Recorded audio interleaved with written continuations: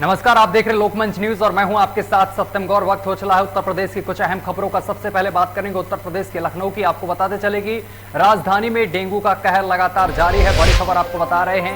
आपको बताते चले कि राजधानी में यहां पर डेंगू का कहर लगातार जारी है और लखनऊ में डेंगू के 22 नए मामले सामने निकल कर आए हैं और डेंगू मरीजों की कुल संख्या की अगर बात करें तो 500 के पार पहुंच गई है। लगातार डेंगू के केसों में इजाफा होता जा रहा है। बड़ी और अहम जानकारी आप तक पहुंचा रहे हैं। डेंगू का कहर लगातार देखने को मिल रहा है राजधानी लखनऊ में और राजधानी लखनऊ के साथ साथ आसपास के जो जिले हैं वहां पर भी डेंगू का कहर साफ तौर पर देखने को मिल रहा है। और राजधानी लखनऊ में अगर आज की बात करें तो डेंगू के नए मामले 22 सामने आए हैं। वहीं पर डेंगू के कुल मरीजों की संख्या 500 के पार पहुंच गई है। लगातार डेंगू के मामले बढ़ रहे हैं और वहीं प्रशासन लगातार आपको बताते चले कि लोगों से यहां पर अपील कर रहा है कि आसपास अपने साफ सफाई रखें घर के आसपास और कई तरीके की गाइडलाइंस यहां पर जारी की गई हैं।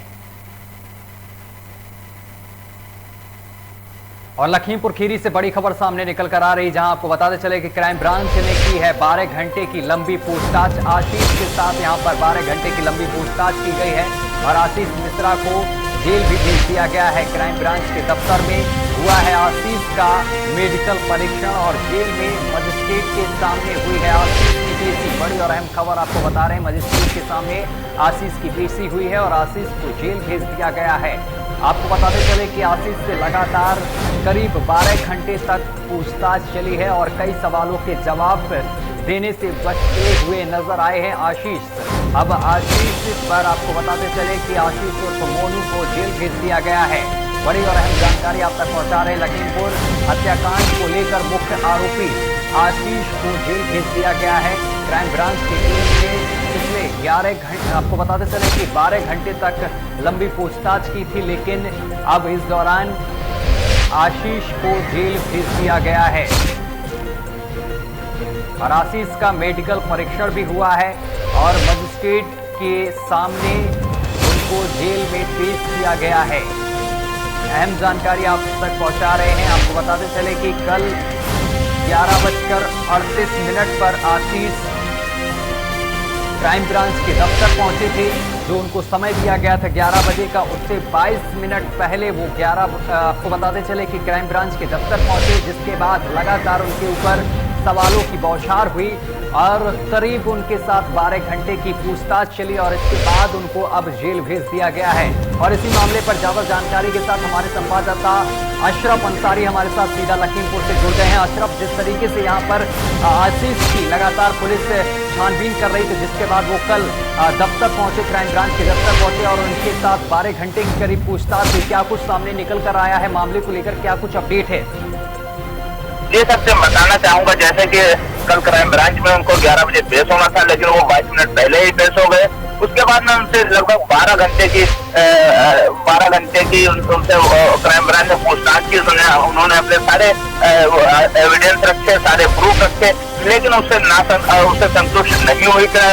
SIT की जो टीम थी उससे संतुष्ट नहीं हुई और उनके सारे जितने भी उन्होंने रखे थे उनको निराधार बताते हुए ये बताया कि उनको 14 दिन की न्यायिक हिरासत, 12 घंटों के बाद में 14 दिन की न्यायिक हिरासत में उनको भेज दिया था। उसके बाद में आज की स्थिति अगर देखी जाए लखीमपुर की, तो आज की स्थिति पूरे शहर में चप्पे चप्पे के ऊपर पुलिस बल और SSB काफी तैनात नजर आ रही है, क्योंकि ये भी मानना हो रहा था कि कहीं पर कोई दूसरा उपद्रव ना हो जाए या कोई दूसरी पार्टियां नारेबाजी ना करें। इसलिए जो पुलिस प्रशासन लखीमपुर का है चप्पे चप्पे के ऊपर चारों तरफ से घेर कर रखा है। अशरफ, ये माना जा रहा था कि आशीष की गिरफ्तारी के दौरान और उससे पहले जब ये हत्याकांड हुआ लखीमपुर में तो इंटरनेट सेवा भी बाधित कर दी गई थी, तो इंटरनेट सेवा की अगर बात की जाए तो दोबारा से प्रारंभ की गई है क्या? हाँ, अगर बात करते हैं, इसके बाद में तुरंत इंटरनेट सेवा बंद कर दी गई थी। उसके बाद में 3 बार लगातार खोली गई, बंद की गई, फिर 3 बार लगातार बंद की गई। उसके बाद में बताते चले इंटरनेट सेवा बाधित हुई थी। उसके बाद में उन्होंने जो प्रूफ दिखाया अपना कि मैं दंगल में था, लेकिन उससे ना संतुष्ट होते, उससे असंतुष्ट SIT की जो टीम थी उनको जो न्यायिक हिरासत भेजा गया। लेकिन ये भी बड़ा सवाल आ रहा है सामने, क्योंकि 12 घंटे तक जो पूछताछ हुई, ये भी देखा जा रहा है कि अगर देखा जाए केंद्रीय गृह मंत्री है, उनके बेटे हैं, तो इससे भी एक वो लगाया जा सकता है किस तरीके से उनसे। अगर सवाल की बात करते हैं तो पहला तीसरा जो सवाल था SIT टीम का, इनके द्वारा तुम्हारे वाहन में और कौन कौन लोग बैठे थे, तो उनका जवाब था चालक हरिओम था, उसके साथ और कौन था मुझे नहीं मालूम, हम तो दंगल में थे। इस तरीके से जब उन्होंने बात तरीके से आशीष ने दंगल में रहने का दावा किया है और साथ ही वो प्रूफ लेके पहुंचे, लेकिन सूत्रों के हवाले से खबर ये भी सामने निकल कर आई कि आशीष उसी जीप पे सवार था जिससे कि किसानों को रौंदा गया। ये सूत्र सामने निकल कर आ रहे हैं, इसके बारे में क्या कहना है आपका? अगर आशीष की बात की जाए तो आशीष उसमें थे या नहीं थे ये अभी कुछ क्लियर नहीं हो पा रहा है, क्योंकि वहाँ पे जो उन्होंने बताया कि जब पांचवा सवाल उन्होंने पूछा SIT टीम ने उनसे पूछा वाहन में तुम किधर बैठे थे, वाहन कौन चला रहा था, तो जवाब मुझे नहीं मालूम। इनका जवाब था जो तीसरा है, उनका जवाब था मुझे नहीं मालूम, मैं नहीं था। इस तरीके से जो जवाब थे इससे असंतुष्ट हुई SIT की टीम, जो असंतुष्ट हुई। उसके बाद में इनको जो है 14 दिन के न्यायिक हिरासत में भेज दिया गया। चलिए, तमाम जानकारी साझा करने के लिए बहुत बहुत शुक्रिया आपका। और लखनऊ में गोल्फ क्लब का जो चुनाव है वो आज होना है और दो दिग्गज होंगे आमने सामने। आपको बताते चले कि IAS नवनीत सहगल और मुकुल सिंघल आमने सामने होंगे और 8 प्रत्याशी और 4 पदों के लिए भिड़ेंगे। और IPS मिश्रा और IAS SK सिंह की निगरानी में ये चुनाव किया जाएगा। बड़ी और अहम जानकारी आपको बता रहे हैं इस चुनाव को लेकर। आपको बताते चले कि यहाँ पर गोल्फ क्लब का चुनाव होगा आज और इसमें दो दिग्गज आमने सामने होंगे। IAS नवनीत सहगल यहाँ पर सामने होंगे और दूसरी तरफ मुकुल सिंघल यहाँ पर सामने होंगे, आमने सामने होंगे और 8 प्रत्याशी 4 पदों के लिए भिड़ेंगे। और IPS DC मिश्रा भी और IAS SK सिंह की निगरानी में चुनाव किया जाएगा। भारत में हर साल 10 अक्टूबर को राष्ट्रीय डाक दिवस मनाया जाता है और इसे विश्व डाक दिवस के विस्तार के रूप में मनाया जाता है, जिसे दुनिया भर में 9 अक्टूबर को मनाया जाता है। और इस दिन को मनाए जाने का उद्देश्य पिछले 150 वर्षों से भारतीय डाक विभाग द्वारा निभाई गई भूमिकाओं को याद करना है, जिसकी स्थापना 1800 आपको बताते चले कि 54 में हुई थी और भारतीय डाक सेवा भारत का अभिन्न अंग माना जाता है। वहीं भारत में डाक सेवाओं ने सांस्कृतिक परंपरा और कठिन भौगोलिक इलाकों में विविधता के मजबूत सर्वेक्षण प्रदर्शन किए हैं। और जानकारों के अनुसार आपको बताते चले कि डाक सेवा एकमात्र ऐसी सेवा थी जिसके जरिए व्यक्ति और व्यक्ति से जुड़ा रहता है और यह महत्वपूर्ण सेवा में से एक मानी जाती थी। चिट्ठियों के जरिए नाते रिश्तेदारों एक दूसरे से सुख और दुख को शामिल करते थे और एक दूसरे से बांटते थे।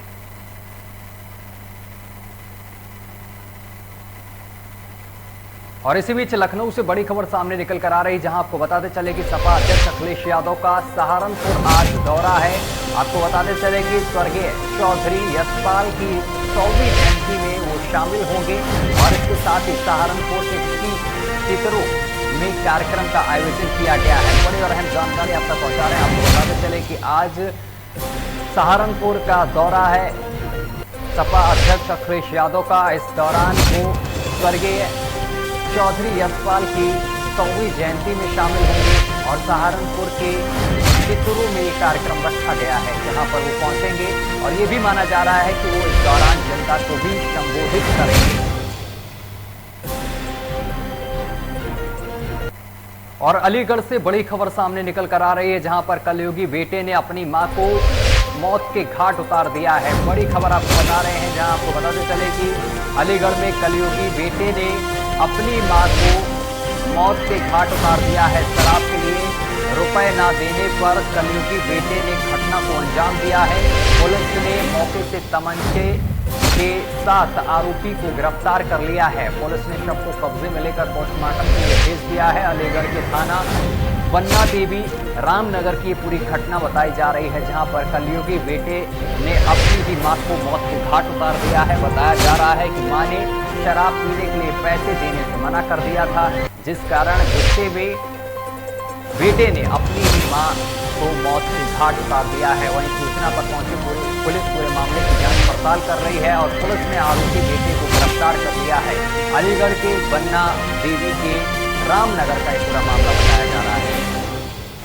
तो बड़ी और अहम जानकारी आपको पहुंचा रहे हैं अलीगढ़ से, जहां आपको बताते चले कि कलयुगी के बेटे की करतूत सामने निकल कर आई है। कलयुगी बेटे ने अपनी मां का कत्ल कर दिया है। शराब के लिए रुपए ना देने पर कलयुगी बेटे ने घटना को अंजाम दिया है। और इस खबर पर ज्यादा जानकारी के साथ हमारे संवाददाता दीपक हमारे साथ ऑनलाइन पर जुड़ गए हैं। दीपक, यहाँ पर कलयुगी बेटे की करतूत सामने निकल कर आई है, अपनी ही मां को मौत के घाट उतार दिया है। मामले को लेकर क्या कुछ अपडेट है?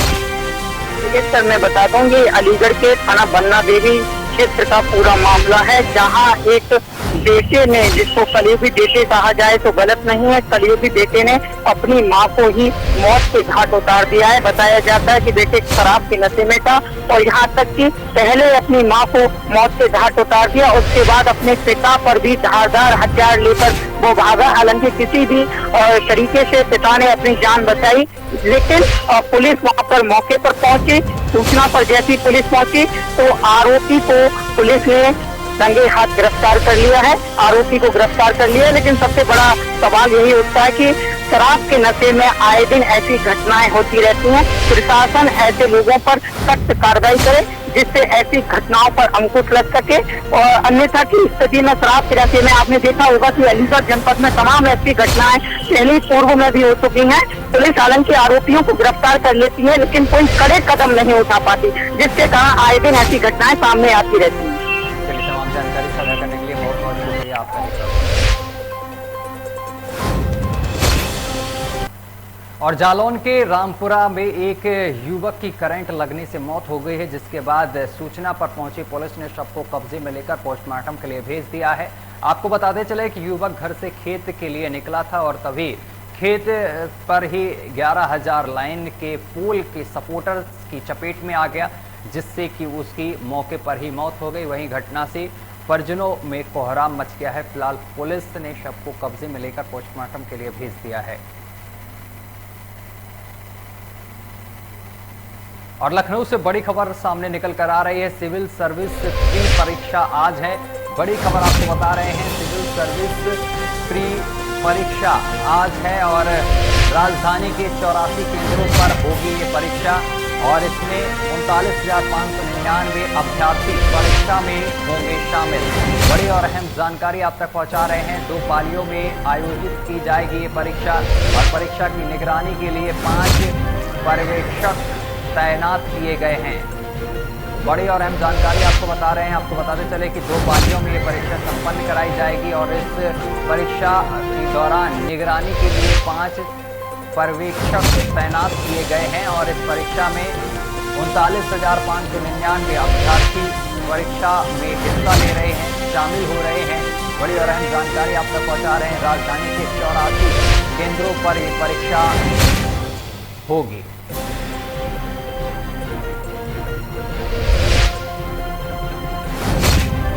और मैनपुरी से एक बड़ी खबर सामने निकल कर आ रही, जहां पर आपको बताते चले कि पुलिस के सर्वेक्षण में यहां पर दबंगों के हौसले बुलंद हैं।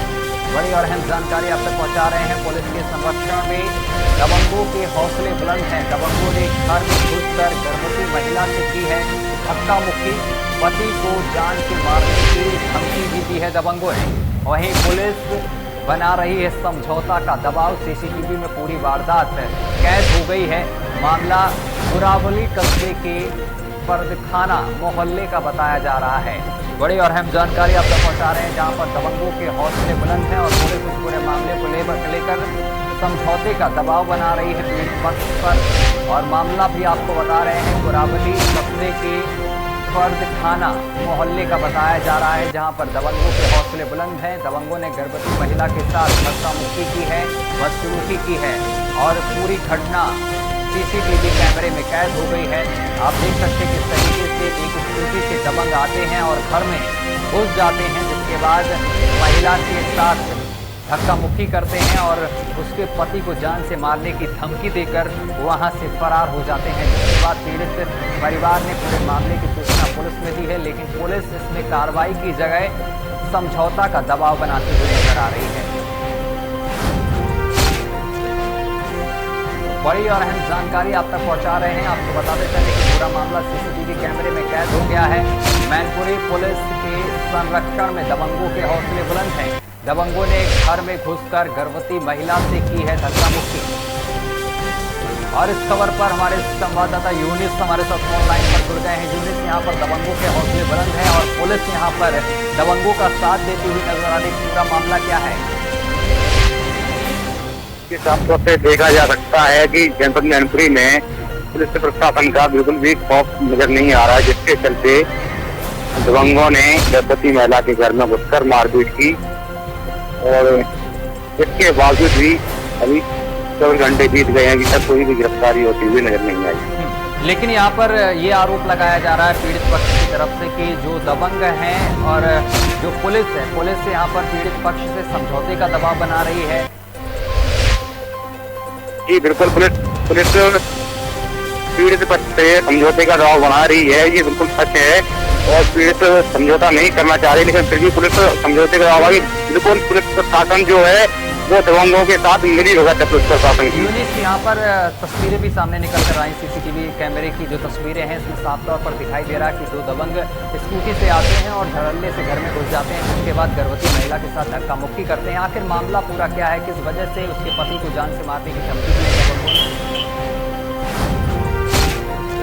यूनिस जी सर,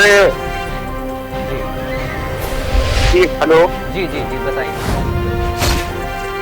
ये आवाज आ रही है हमारी? जी आ रही है आवाज, बताइए।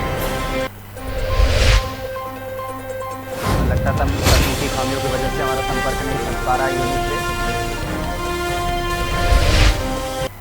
और अमेठी से बड़ी खबर सामने निकल कर आ रही है। अमेठी में आपको बताते चले कि निहालगढ़ में रामलीला शोभा यात्रा निकाली गई है और झांसी में कलाकारों ने धार्मिक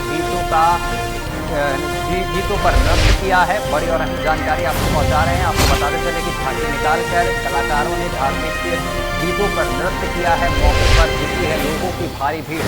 तस्वीरें भी हम आपको दिखा रहे हैं। तस्वीरें देख सकते हैं किस तरीके से यहाँ पर झांकी निकाली जा रही है और इस शोभा यात्रा में हजारों की संख्या में लोगों ने भाग लिया है और धार्मिक गीतों पर यहाँ पर नृत्य करते हुए कलाकार साफ तौर पर तस्वीरों में देखे जा सकते हैं। और बिजनौर में बदमाशों के हौसले इतने बुलंद हो चले हैं कि इन्हें पुलिस का जरा भी खौफ नहीं रह गया है। भीड़ भाड़ वाले इलाके में बाइक सवार 3 बदमाशों ने यहां पर अवैध तमंचे की बट से व्यापारी को घायल कर दिया है और 2,40,000 रुपए लेकर फरार हो गए हैं। वहीं आपको बताते चले कि एसपी ने बताया है कि बदमाश बहुत जल्द पुलिस की गिरफ्त में होंगे। टीम गठित कर कार्रवाई की जा रही है। फिलहाल पीड़ित राजीव अग्रवाल व्यापारी जिला अस्पताल में भर्ती हैं, जिनकी हालत अब खतरे से बाहर बताई जा रही है। फिलहाल पुलिस पहुंची है और पुलिस पूरे मामले की जांच पड़ताल में जुट गई है और पुलिस ने दावा भी किया है कि जल्द ही आरोपियों को गिरफ्तार कर लिया जाएगा। और खबर पर ज्यादा जानकारी के साथ हमारे संवाददाता ताबिज हमारे साथ जुड़ गए हैं फोन लाइन पर। ताबिज, यहाँ पर बदमाशों के हौसले बुलंद है। बदमाशों ने 2,40,000 की लूट की घटना को अंजाम दिया है। क्या कुछ पूरा मामला है?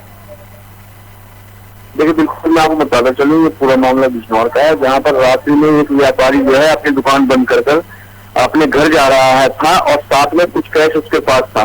घात लगाए बैठे बदमाशों ने रास्ते में ही उसके साथ जो है छीना झपटी की और व्यापारी के विरोध करने पर बदमाशों ने तमंचे की बट से उस पर प्रहार कर दिया, जिसके बाद गंभीर रूप से घायल हो गया। जी, इस पूरे मामले को लेकर पुलिस ने अभी तक क्या कुछ कार्रवाई की है?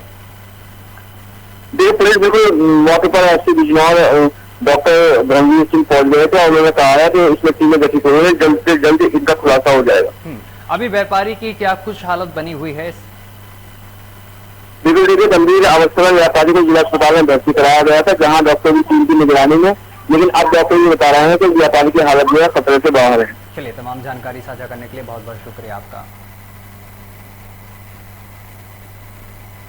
और इसी बीच लखीमपुर खीरी से बड़ी खबर सामने निकल कर आ रही है, जहां आपको बताते चले कि आशीष मिश्रा जेल में हुआ है दाखिल और कानूनी औपचारिकताएं हुई हैं शुरू। बड़ी और अहम जानकारी आप तक पहुंचा रहे हैं। आशीष मिश्रा को लेकर बड़ी खबर सामने निकल कर आ रही है, जेल में दाखिल हो गया है और कानूनी औपचारिकताएं जो हैं वो शुरू कर दी गई हैं।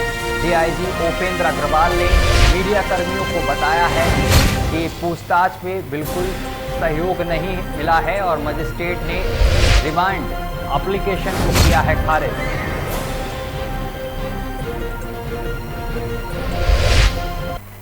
इटावा में राष्ट्रीय राजमार्ग सराय भूपत डिवाइडर पर यहां पर सुबह एक मगरमच्छ पहुंचने से इलाके में हड़कंप मच गया है। सूचना पर बुलाई गई वन विभाग की टीम और वन्य जीव विशेषज्ञों ने कड़ी मशक्कत के बाद मगरमच्छ को पकड़ लिया है। वही मगरमच्छ को आपको बताते चले कि चंबल नदी में छोड़ दिया जाएगा, जिसकी तैयारी की जा रही है। भोगनीपुर नहर से निकलकर सराय भूपत राष्ट्रीय राजमार्ग डिवाइडर पर यह पहुंच गया था, जिसके बाद 7 फीट लंबे मगरमच्छ को देखकर राहगीरों में हड़कंप मच गया, जिसके बाद वन विभाग की टीम सूचना पर पहुंची और वन विभाग की टीम ने कड़ी मशक्कत के बाद इस मगरमच्छ को पकड़ लिया है।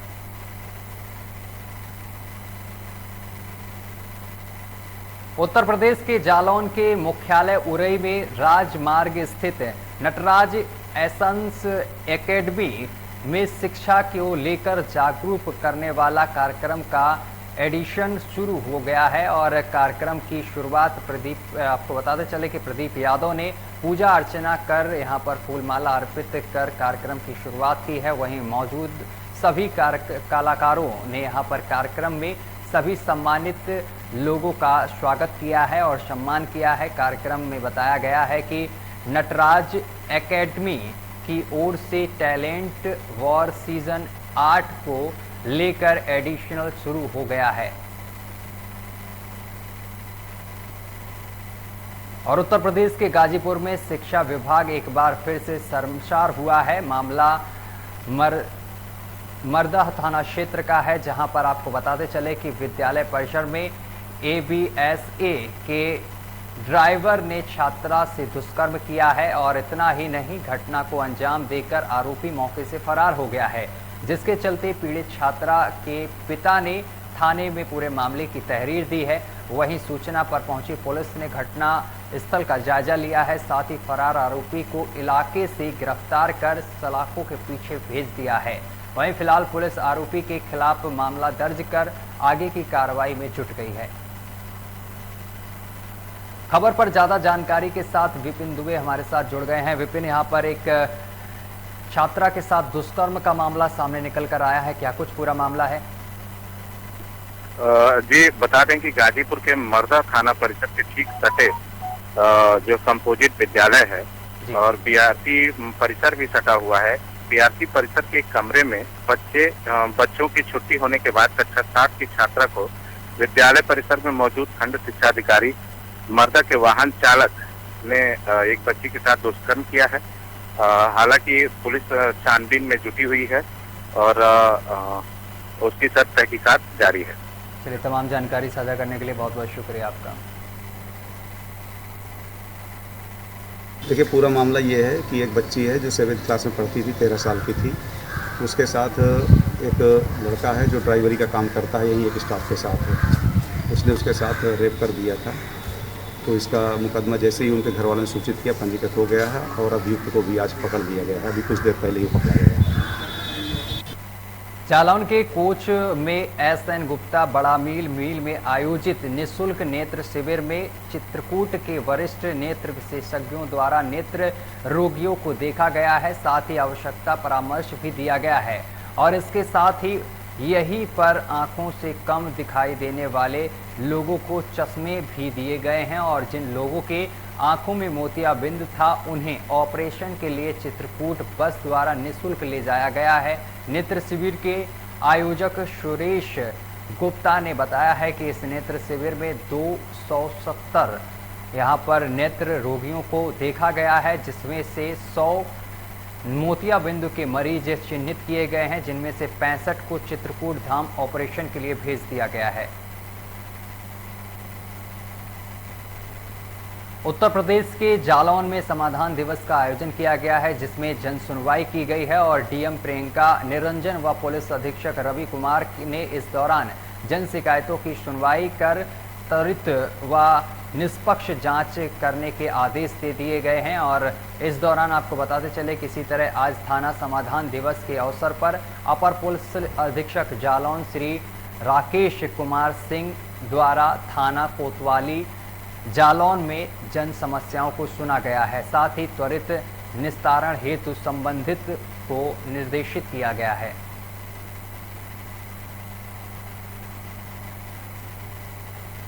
मैनपुरी के बिछवा थाना क्षेत्र के ग्राम नगला खागी में आपको बताते चले कि पति पत्नी के रिश्ते को शर्मसार करने का मामला सामने निकल कर आया है। प्रेम प्रसंग के चलते पति ने पत्नी की पत्थर से पीट कर हत्या कर दी है। सूचना के बाद मौके पर पहुंची पुलिस ने शव को कब्जे में लेकर पोस्टमार्टम के लिए भेज दिया है। वहीं मृतक महिला के भाई की तहरीर पर पुलिस ने आरोपी पति को गिरफ्तार कर लिया है और संगीन धाराओं में मामला भी पंजीकृत कर लिया गया है। तो आपको बताते चले कि पति ने अपनी ही पत्नी को मौत के घाट उतार दिया है, जिसके बाद मृतक पत्नी के भाई की तहरीर पर पुलिस ने आरोपी पति को गिरफ्तार कर लिया है और इस पूरे मामले को लेकर पुलिस ने शव को कब्जे में लेकर पोस्टमार्टम के लिए भेज दिया है और पुलिस पूरे मामले की जांच पड़ताल में जुट गई है।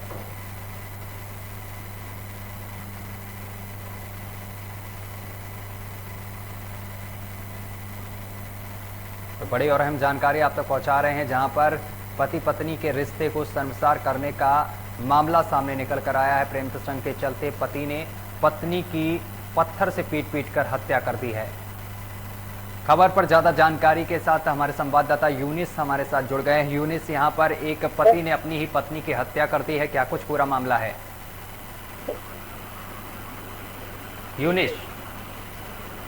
यूनिस आप तक आवाज पहुंच रही है?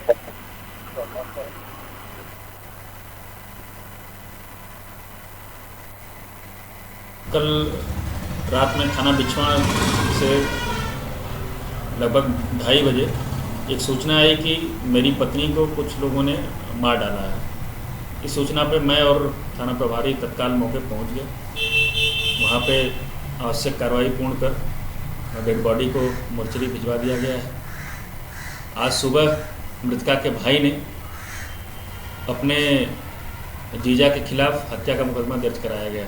मुझे सूचना सुबह गाड़ी आई थी दरोगा जी की बिछवा से, उन्होंने ही मैं यहाँ आया बिछवा, फिर सूचना मिली मुझे कि उसका मतलब मृत्यु हो गई है। कैसे घटना जो आपने सुनी, क्या लगा, किसने किया इनके साथ घटना, किसने अंजाम दिया, किससे हत्या हुई है, क्या मारा है, कैसे हुई? वो नहीं होता बटना, उसी से हत्या हुई है। किसने मारा है? उनको पति नहीं। क्या कोई बात थी, क्यों मारा है, क्यों हत्या की? और इसी बीच बड़ी खबर सामने निकल कर आ रही, राजस्थान के हनुमानगढ़ में दलित की पिटाई को लेकर बसपा सुप्रीमो ने ट्वीट किया है। बड़ी अहम खबर आपको बता रहे हैं, दलित को पीट कर की गई हत्या दुखद और निंदनीय है।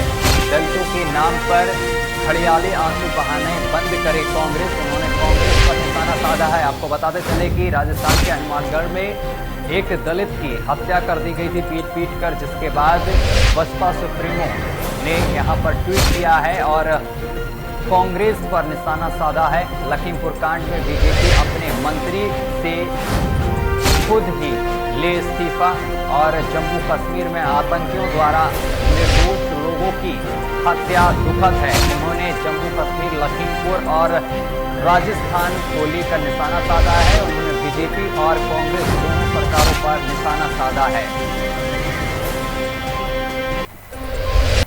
और वाराणसी से बड़ी खबर सामने निकल कर आ रही, जहां पर प्रियंका गांधी की किसान न्याय यात्रा आज की है और जगतपुर इंटर कॉलेज में होगी किसान न्याय यात्रा।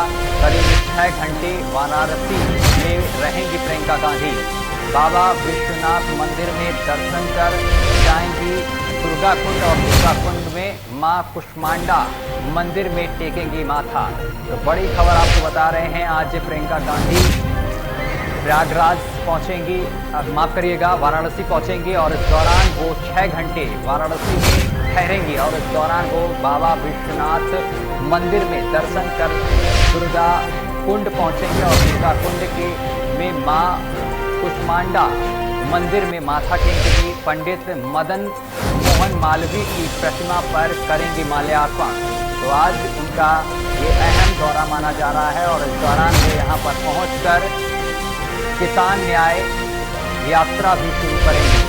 जगतपुर इंटर कॉलेज में ये किसान न्याय यात्रा होगी और करीब वो 6 घंटे वाराणसी में ठहरेंगी और इस दौरान बाबा विश्वनाथ मंदिर में दर्शन करेंगी और मां कुष्मांडा की अर्चना करेंगी और वहां पर माथा टेकेंगी, पूजा अर्चना करेंगी। और इसके साथ ही आपको बताते चले कि पंडित मदन मोहन मालवीय की प्रतिमा पर माल्यार्पण भी करेंगी। चलिए, बुलेटिन में अभी के लिए बस इतना ही। देश दुनिया की तमाम खबरें देखने के लिए देखते रहिए लोकमंच न्यूज।